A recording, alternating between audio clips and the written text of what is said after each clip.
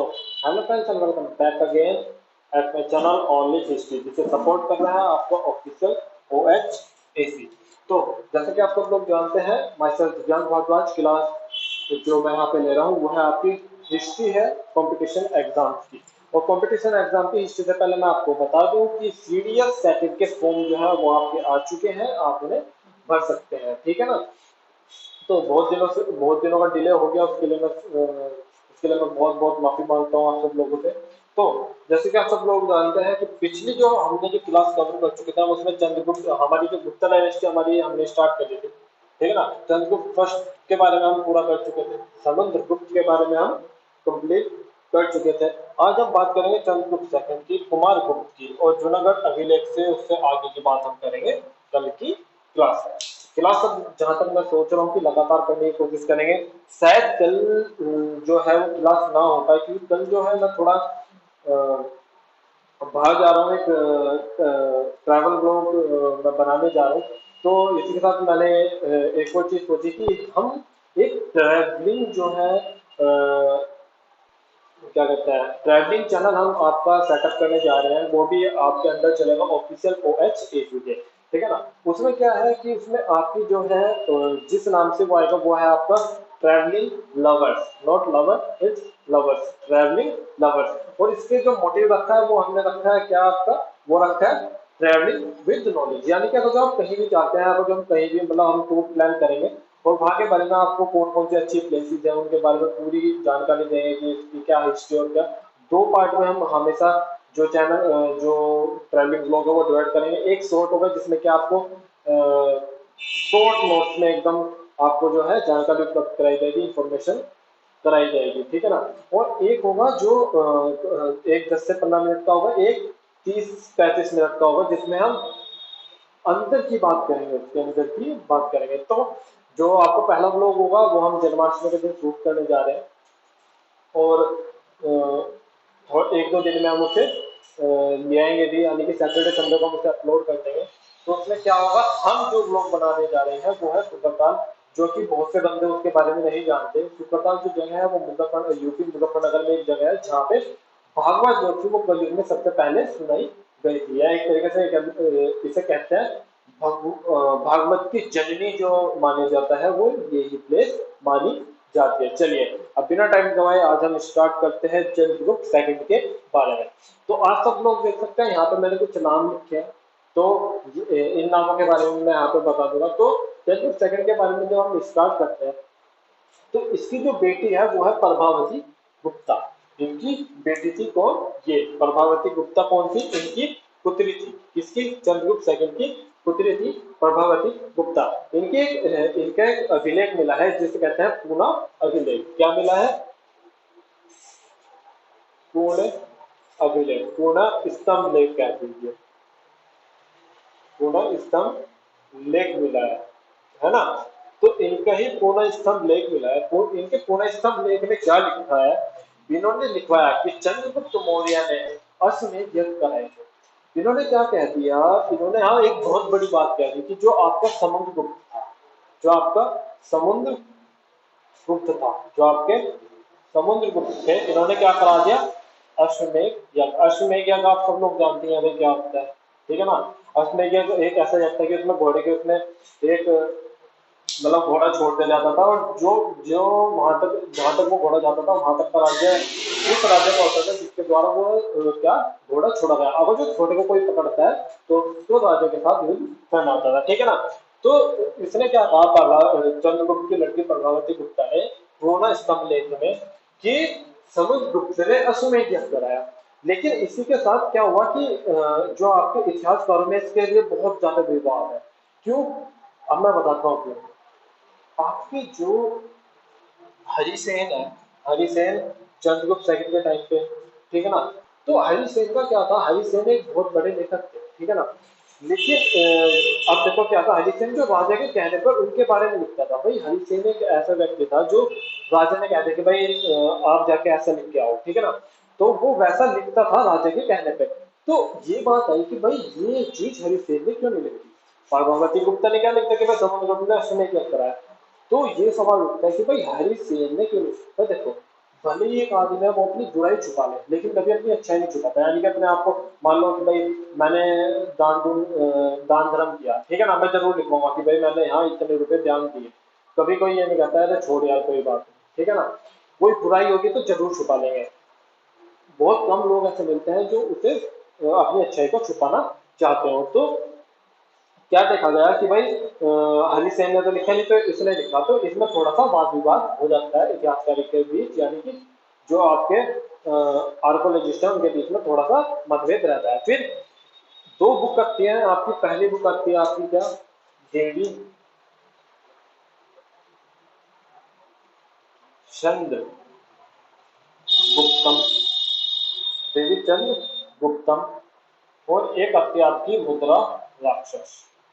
क्या आती है, मुद्रा राक्षस। मुद्रा राक्षस आपको पता ही है किसने लिखी थी, मुद्रा राक्षस आपकी किसने लिखी थी, विशाख दत्त ने इसे लिखी थी। तो इन दो पुस्तकों में उल्लेख है कि समुद्रगुप्त के बाद एक राजा हुआ। इन दोनों पुस्तकों में क्या उल्लेख मिलता है, इन दोनों पुस्तकों में उल्लेख मिलता है कि इसके बाद एक राजा हुआ, इसके बाद समुद्रगुप्त के बाद एक राजा हुआ, समुद्रगुप्त के बाद एक राजा हुआ जिसका नाम था रामगुप्त, जिसका नाम है रामगुप्त, ठीक है। रामगुप्त की पत्नी का नाम था ध्रुवा देवी, रामगुप्त की पत्नी का नाम क्या हुआ, ध्रुवा देवी। वाइफ कौन,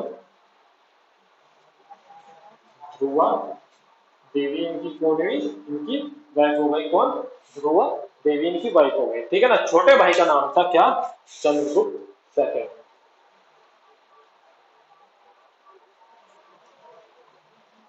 चंद्रगुप्त सेकंड जो थे ये इनके छोटे ब्रदर थे, ठीक है ना, इनके यंगर ब्रदर थे। इनके यंगर ब्रदर कौन थे, आपके चंद्रगुप्त सेकंड। अब देखना बात जरा, ठीक है ना। देवी चंद्रगुप्त और मुद्रा राक्षस में क्या हुआ कि समुद्रगुप्त के बाद एक राजा गद्दी पर बैठा, उसका नाम था रामगुप्त। रामगुप्त की पत्नी का नाम क्या था, रामगुप्त की पत्नी का नाम था ध्रुवा देवी, और उसके भाई का नाम था चंद्रगुप्त सेकंड।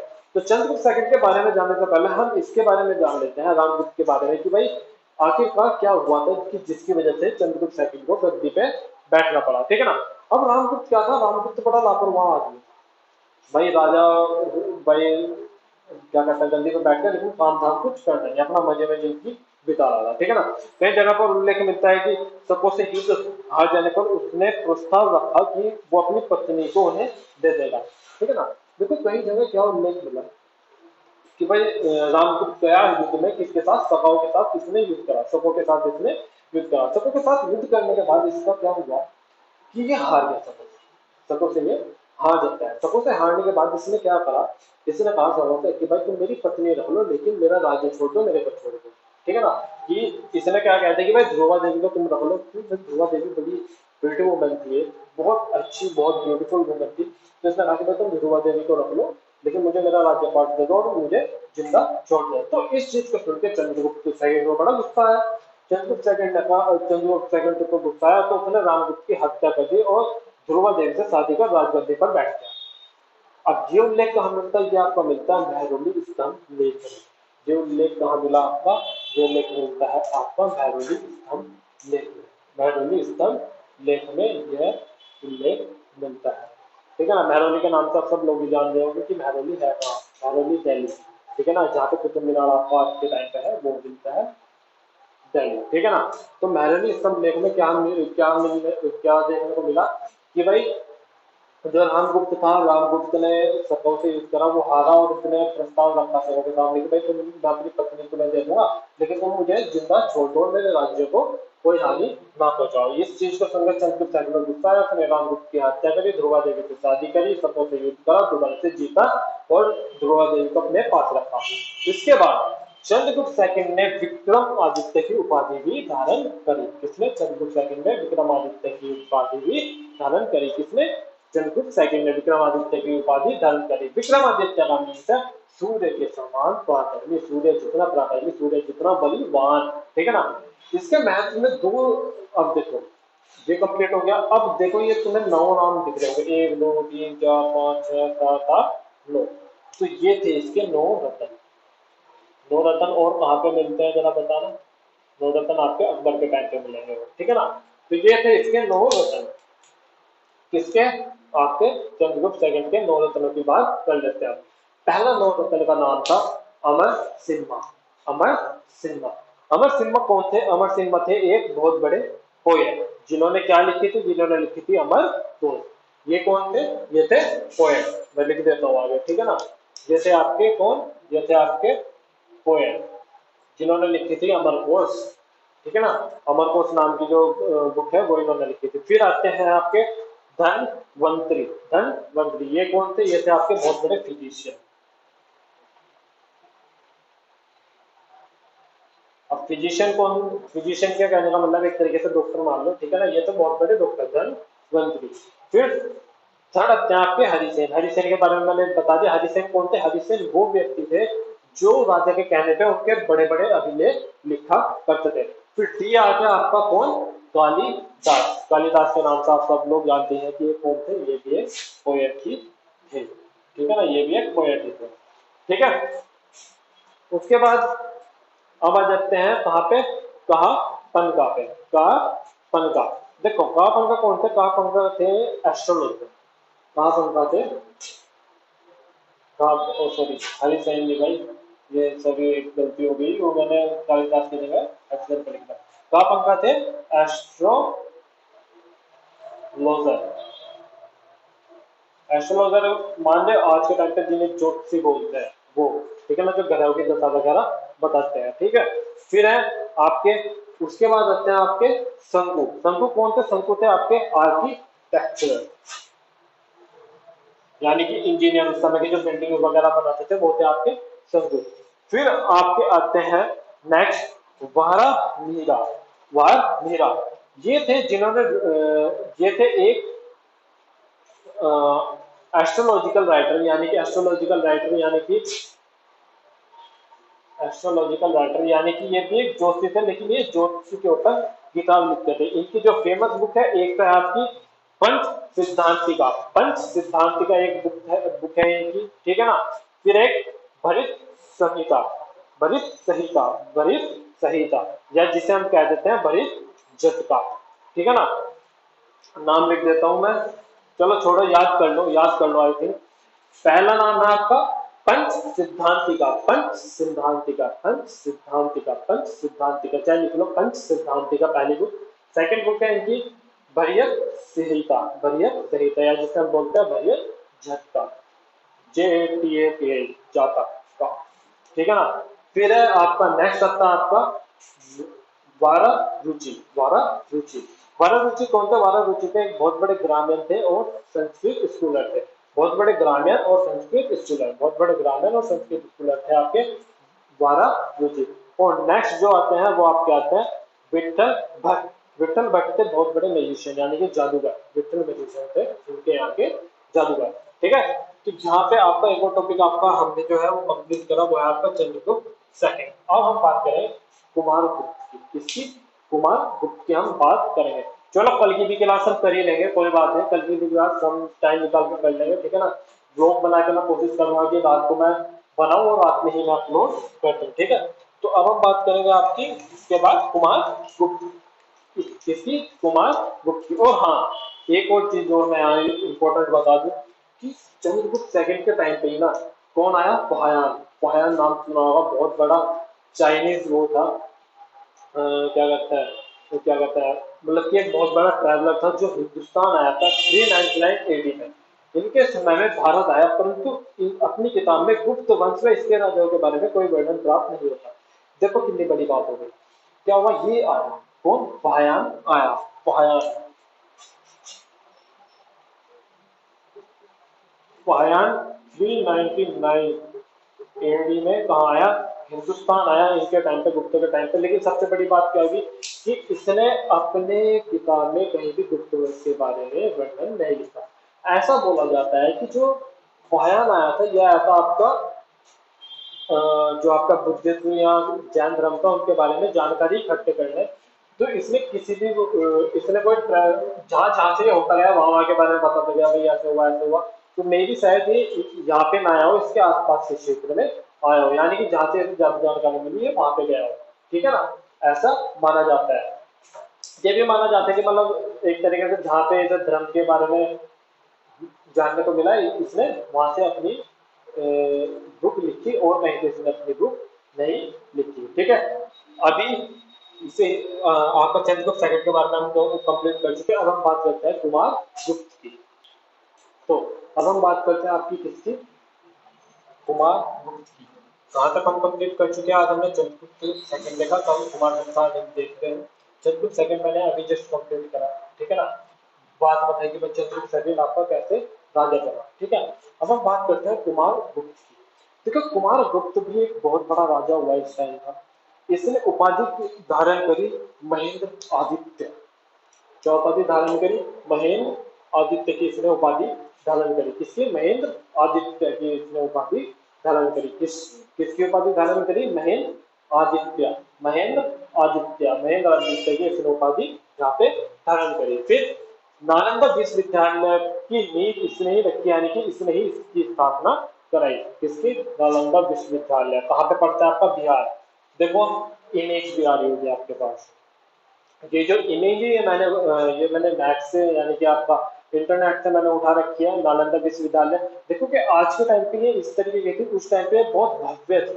ठीक है ना, ये बहुत भव्य थी। मुगलों के टाइम पे इसे तोड़ दिया गया, एक लाइब्रेरी हुआ करती थी, उसे जला दिया गया। यानी कि हमारी बहुत सी किताबें तो मुगलों ने नष्ट कर दी, अंग्रेजों ने नष्ट कर दी। वरना हम तो पता नहीं इतिहास में कितने आगे थे, हम विज्ञान में भी बहुत आगे थे, कोई हमारा मुकाबला नहीं कर सकता। आज के टाइम पर आप खुद ही देख लो, हमारा आपके रामायण में जो बाण चलते थे उनमें न्यूक्लियर बॉम्ब, एटम बॉम्ब होते थे, और आज के टाइम पे कितनी बड़ी बड़ी मिसाइल होती थी, और उस समय पे एक तीर के अंदर। ठीक है ना, रावण का उड़ने वाला विमान देख लो, ना किसी पेट्रोल का यूज करता, ना किसी चीज का, पता नहीं आज तक पता नहीं लगता है किस तरीके से उड़ाते थे।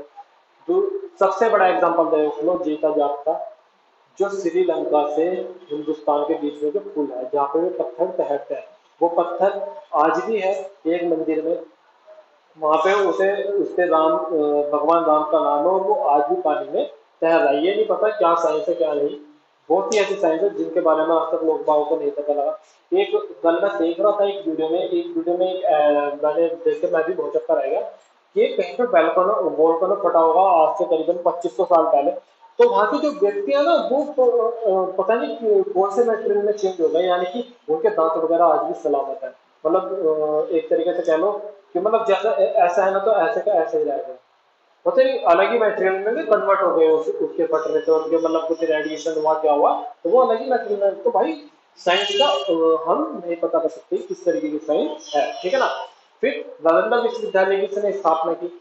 एक और चीज, इसने भी अश्वमेध कराया। अश्वमेध किसने नहीं कराया था? बस चंद्रगुप्त सेकंड ने, रामगुप्त ने अश्वमेध नहीं कराए, समुद्रगुप्त ने अश्वमेध कराए। ठीक है ना। तो किसने? आपका समुद्रगुप्त ने आपका क्या कराया? असमें क्या कराया? कहां तक का लगता है? पद्मावती गुप्ता के स्तंभ लेख से, पूर्ण स्तंभ लेख से।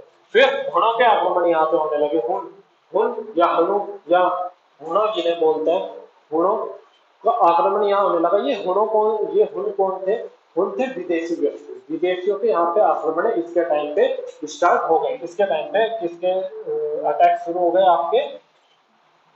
आपके यहाँ पे अटैक शुरू हो गए विदेशियों के, यानी कि हुनों के। फिर बस इसमें ज्यादा नहीं, इसमें यही है एक दो चीज। ठीक है ना। इसका जो उत्तराधिकारी हुआ वो हुआ आपका स्कंदगुप्त।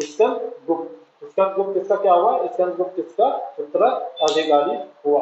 स्कंदगुप्त इसका क्या हुआ? स्कंदगुप्त इसका उत्तराधिकारी हुआ। स्कंदगुप्त इसका उत्तराधिकारी बना। ठीक है ना। इसके बाद कल की जो हम क्लास में देखें, कल की क्लास में देखें हम स्कंदगुप्त के द्वारा गया लिखवाए गए अभिलेख, कि भाई इसके अभिलेख में क्या गया था? भाई जूनागढ़ अभिलेख था एक, तो कि भाई इसने हुणों को हराया, परंतु वही दूसरा अभिलेख। ठीक है ना। फिर जूनागढ़ अभिलेख में देखेंगे, एक अलग से जूनागढ़ अभिलेख देखेंगे। फिर हम देखेंगे कि भाई किस तरीके से यहाँ जाति ने कैसे क्या सिस्टम हो रहा था जाति का। ठीक है ना। एक तो चीज देखे, फिर हम स्टार्ट कर देंगे आपका ऑर्डर डायनेस्टी एंड रूलर, यानी कि जो 7th सेंचुरी से लेकर 12th सेंचुरी में जो ऑर्डर डायनेस्टी, लाइक हर्षवर्धन हुआ, राजा हर्षवर्धन हुए, और भाई बकाटा वकाटाज हुए, इनके बारे में हम पढ़ेंगे और कुछ दिनों में हम मेडिकल हिस्ट्री आपकी स्टार्ट कर देंगे। तो आज के लिए हम यहीं पे ही रुकते हैं, आज की क्लास हम यहीं पे ही खत्म करते हैं। होपफुली आप सब लोग अच्छे होंगे, मास्क लगा रहे होंगे, अपने घर पे बैठे रहे होंगे, अपने आप को सैनिटाइज करके घर पे आते होंगे, ठीक है ना, अच्छे से रहिए। और हाँ, हमारी ऑफलाइन ऑनलाइन क्लासेस स्टार्ट हो चुकी है, आप चाहे तो हमें ज्वाइन कर सकते हैं। लिंक और मैं आपको व्हाट्सएप, ट्विटर, टेलीग्राम, ईमेल आप हमें कर सकते हैं, तो हम आपको अपने आप कॉन्टैक्ट कर लेंगे। वो अधिक जानकारी के लिए आप हमें कॉन्टैक्ट कर सकते हैं कि भाई किस तरीके से हम क्लास देंगे एंड प्रोसेस क्या होगा। ऑफिशियल OHAC का मैंने एक भाई फेक नहीं है, आप देख सकते हैं यहाँ पे, मैं हमेशा आपको दिखा देता हूँ, सर्टिफिकेट आपको शो हो चुका होगा, ठीक है ना। तो ये इंडियन गवर्नमेंट में मैंने एज अ स्मॉल ग्रुप हम अपने आप को वेरीफाई कराया है, क्योंकि अभी हमारा ग्रुप बड़ा नहीं हुआ, जैसे ही बड़ा हो जाएगा हम रजिस्टर नंबर वगैरह सब ले लेंगे। तो यहाँ पे मेरा आधार कार्ड लिंक है, ठीक है ना। आज के लिए 2 दिन की डेमो फ्री है, आज के लिए इतना ही। Have a nice day, have a good day.